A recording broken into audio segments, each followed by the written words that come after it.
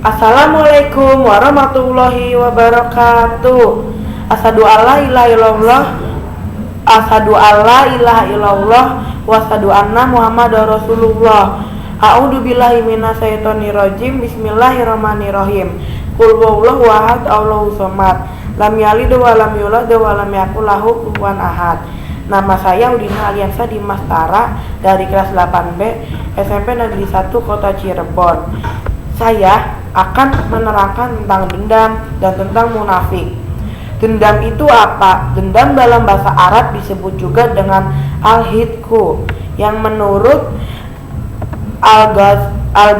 Al-Ghazali dalam bukunya Ihya Ulumuddin jilid 3 dijelaskan bahwa hidku atau dendam berawal dari sifat pemarah. Sifat marah atau godok itu terus dipelihara dan tidak segera diobati dengan memaafkan, maka akan menjalani dendam terhadap orang yang menyakiti kita. Pengertian dendam secara istilah adalah perasaan ingin membalas karena sakit hati timbul sebab permusuhan dan selalu mencari kesempatan untuk melepaskan sakit hatinya agar lawan mendapat celaka, barulah ia merasa puas. Nabi Muhammad SAW dan para sahabatnya ketika mereka berdakwah di Mekah selalu mendapatkan tekanan dan gangguan yang berat dan dilakukan oleh kaum kafir Quraisy. Gangguan dan tekanan itu berupa siksaan, hinaan, bahkan ada anggota keluarga yang dibunuh, sehingga Nabi dan para sahabatnya hijrah ke Madinah. Akan tetapi ketika Fathul Mekah, Nabi Muhammad SAW dan para sahabatnya tidak membalas perbuatan orang-orang kafir tersebut. Masya Allah, segitu aja sampai dibunuh. Kasihan amat ya. Meskipun Nabi memiliki kekuatan yang jauh lebih besar dibandingkan dengan kaum kafir Quraisy, bahkan Nabi mengumandangkan perdamaian dan memaafkan kesalahan-kesalahan mereka pada waktu yang lalu. Rasulullah juga memberikan teladan tentang perilaku pemaaf, bukan dendam. Misalnya perlakuan orang Taif terhadap Rasulullah, para sahabatnya yang telah mengusirnya, bahkan melemparinya dengan batu. Masya Allah, ketika malaikat menawari Rasulullah untuk menghancurkan kaum itu, Rasulullah justru berdoa. Pakai bahasa Indonesia aja ya, biar akunya nggak ngerti sih bahasa Arabnya gimana gitu. Nah ini nih, ya Allah, berilah petunjuk atas kaumku, karena sesungguhnya mereka itu belum mengetahui. Kisah di atas memberikan gambaran bahwa akhlak yang pantas dimiliki oleh kaum beriman bukanlah sifat dendam dan sombong, tetapi ada sifat terpuji, diantaranya memaafkan kesalahan orang lain. Nah, Allah berfirman juga, jadilah engkau pemaaf dan suruhlah orang yang mengerjakan yang makruh serta berpalinglah dari orang-orang yang bodoh. Surat Al-A'raf ayat 199. Terus Allah berfirman lagi, dan hendaklah mereka memaafkan dan berlapang dada. Apakah kamu tidak ingin Allah akan mengampunimu, dan Allah adalah Maha Pengampun lagi Maha Penyayang. Surat Al-An-Nur ayat 22. Ciri-ciri pendam. Ayo, ada yang tahu nggak ciri-ciri pendam itu apa aja? Apa? Kepo. Ya Allah. Ciri-ciri pendendam. 1. Tujuan hidupnya membinasakan orang yang menjadi lawannya. Iya, Han. Nah, yang kedua, perbuatan yang dilakukan selalu bertujuan mengalahkan lawannya. Yang ketiga, tidak merasa puas bila lawannya belum mendapatkan kekalahan. Iya, astagfirullahaladzim. Yang keempat, hobinya menyimpan rasa sakit hati dan berusaha membalas di kemudian hari. Masya Allah. Yang kelima, tidak mau memaafkan kesalahan orang lain. Nah, ini yang lebih parah. Yang keenam, selalu menjelek-jelekan orang lain dan membuka aib orang lain. Wah, nggak bener nih. Nah, bahaya sifat dendam yaitu perbuatan yang dibenci Allah. Nah, firman-Nya, orang yang paling dibenci Allah adalah orang yang menaruh dendam kesumat atau bertengkar. Nah, yang kedua, hilangnya ketenangan jiwa. Jiwanya akan selalu bergemuruh oleh perasaan yang tidak nyaman. Yang ketiga, menghindar bila bertemu dengan orang yang dibenci. Padahal Allah menciptakan manusia di muka bumi bukan untuk bermusuh-musuhan dan saling dendam, melainkan agar saling kenal mengenal, saling menghormati dengan sesama manusia. Oh, gitu ya. Udah ngerti kan sekarang? Udah. Belum ngerti, tak terangin lagi. Nih, sekarang lanjutin lagi nih ya. Firman Allah. Nah, bahasa Indonesia aja. Hai manusia, sesungguhnya kami telah menciptakan kamu dan seorang laki-laki dan perempuan dan menjadikan kamu berbangsa-bangsa dan bersuku-suku supaya kamu saling kenal mengenal. Surat Al-Hujurat ayat 13. Yang keempat, selalu marah ketika mendengar kebaikan orang yang dibenci. Kelima, dikucilkan dalam pergaulan. Cara menghindari sifat dendam. Ada yang tahu nggak? Yo, cara menghindari sifat dendam. Iya, sumpah ya, kamu kepo banget. Sifat dendam. Pertama, mengetahui bahaya dari sifat dendam. Kedua, senantiasa ingat pada Allah dalam keadaan apapun. Yang ketiga, memaafkan kesalahan orang lain. Yang kelima, saling menghormati dan menyayangi sama manusia. Nah, itu tadi saya barusan menerangkan tentang pendendam. Nah, sekarang saya akan menerangkan tentang munafik. Ada yang tahu nggak tentang munafik apa? Ayo, Farhan tahu nggak? Farhan, Muhammad Farhan? Kepo nih, kepo. Ah, berarti nggak tahu. Iya, Pak Ustadz, gimana sih munafik itu? Aku nggak ngerti.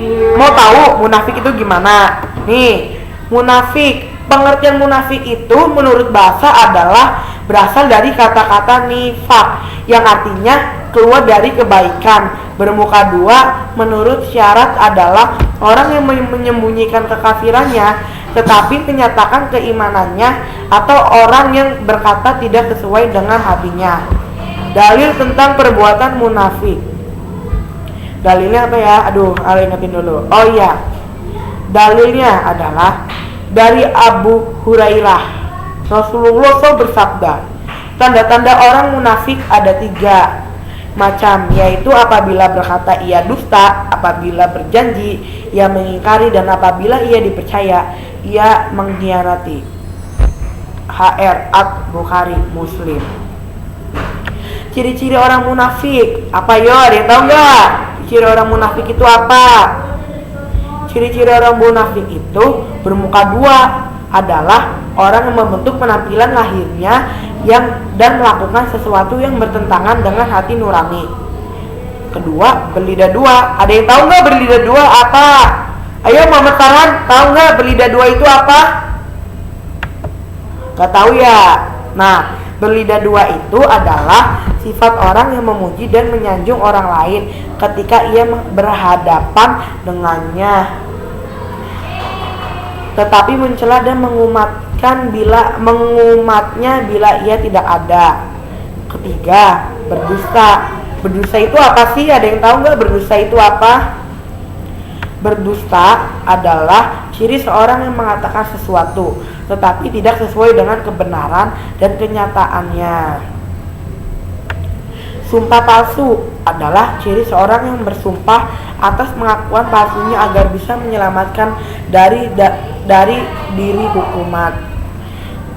menyelamatkan diri dari hukuman. Mereka malas mengerjakan sholat dan selalu riya, hidup dalam keraguan-raguan dan tidak punya pendirian, selalu membuat kerusakan di permukaan bumi, suka menyebarkan fitnah, tidak bertanggung jawab atas perbuatan dan melemparkan tanggung jawab kepada orang lain, seringkali menghina kekurangan orang lain. Mereka tidak sadar bahwa dirinya sendiri memiliki banyak kekurangan. Firman Allah yaitu, dan di antara manusia ada yang berkata, kami beriman kepada Allah dan hari akhir, padahal sesungguhnya mereka itu bukanlah orang yang beriman. Surat Al-Baqarah ayat 8. Nah, Allah berfirman lagi, dan apabila mereka berjumpa dengan orang-orang yang beriman, kami telah beriman. Tetapi apabila mereka kembali kepada setan-setan atau pemimpin-pemimpin mereka berkata, sesungguhnya kami bersama-samamu, kami hanya berolok-olok. Surat Al-Baqarah ayat 14. Yang keempat, akibat negatif dari sifat munafik. A. Bagi diri sendiri. Allah Subhanahu wa ta'ala mengancam perbuatan munafik melalui firman-Nya yang berbunyi, kabarkanlah kepada orang-orang munafik bahwa mereka akan mendapatkan siksa yang pedih. Surat An-Nisa ayat 138. Dan di ayat lain Allah pun berfirman, sesungguhnya orang-orang munafik itu ditempatkan pada tingkatan yang paling bawah dari api neraka, dan kamu sekali-kali tidak akan mendapatkan seorang penolong pun bagi mereka. Surat An-Nisa ayat 145. Perbuatan munafik itu merupakan penyakit jiwa atau hati yang sangat berbahaya, baik bagi pelakunya maupun bagi orangnya. Firman Allah, dalam hati mereka dan penyakit, lalu ditambah Allah penyakitnya, dan bagi mereka siksa yang pedih disebabkan mereka berdusta. Surat Al-Baqarah ayat 10. Ketiga, kurangnya kepercayaan orang lain terhadapnya. Keempat, menjauhkan diri dari rahmat Allah. Kelima, ibadat dan amal soleh yang dikerjakan tidak diterima Allah karena orang munafik itu mengharapkan sesuatu yang selain daripada Allah. B. Bagi orang lain. Orang lain akan selalu dirugikan bagi dalam kegiatan keagamaan maupun interaksi sosial kemasyarakatan. Kedua, orang lain akan sering terzalimi, terhianati, tertipu. Ketiga, akan menjalani musuh dan dalam selimut, menimbulkan kerusakan di permukaan bumi. Firman Allah, dan janganlah kamu berbuat kerusakan di permukaan bumi. Sesungguhnya Allah tidak menyukai orang-orang yang melakukan kerusakan. Surat Al-Qasas ayat 77. Kelima, menghindari perilaku munafik. Di antara cara menghindari perbuatan munafik, ada yang tahu nggak? Ayo cara menghindari perbuatan munafik. Nih, aku kasih tahu ya cara menghindari perbuatan munafik. Munafik senantiasa ingat kepada Allah Subhanahu wa ta'ala dalam keadaan apapun. Kedua, berusaha untuk selalu berkata jujur. Ketiga, menepati setiap janji yang diucapkan. Keempat, menyampaikan amanah orang lain tanpa menunda waktu. Nah, itu tadi. Nah, sekarang di antara menghindari menyampaikan amanah, ya kan tadi keempat kan menyampaikan amanah orang lain tanpa menunda waktu. Yang kelimanya, menyampaikan informasi yang tidak ketahui tanpa mengada-ngada. Terus, bentar. Iya, keenam, memperbanyak aktivitas dan keagamaan. Ketujuh, selalu introspeksi diri terhadap perbuatan-perbuatan yang dilakukan. Terus mengingat bahaya yang ditimbulkan dari perbuatan munafik. Dan gitu aja. Nah, kesimpulannya, perbuatan dendam dan munafik termasuk perbuatan yang tercela dan dilarang dalam agama Islam. Dendam adalah perasaan ingin membalas karena sakit hati yang timbul sebab permusuhan. Munafik adalah orang-orang yang menyembunyikan kekafirannya. Perbuatan dendam dan munafik membahayakan diri sendiri dan orang lain. Ketiga, usaha untuk mencegah perbuatan dendam dan munafik adalah senantiasa mendekatkan diri kepada Allah dengan menjalankan segala yang diperintahkannya dan menjauhkan segala larangannya. Hendaklah kita selalu mengkhianat bahaya yang ditimbulkan oleh sifat dendam dan munafik, sehingga kita bisa berpikir dua kali untuk melakukan perbuatan tersebut. Nah, sekian, terima kasih dari Audina Lesa Dimas Tara, dari Audina Nyalara kelas 8B absen 7 SMP Negeri 1 Kota Cirebon. Nah, sebelum menutup ya di tayangan ini, mari kita membaca syahadat. Asyhadu alla ilaha illallah wa asyhadu anna Muhammadar Rasulullah. Sekian, terima kasih. Wassalamualaikum warahmatullahi wabarakatuh.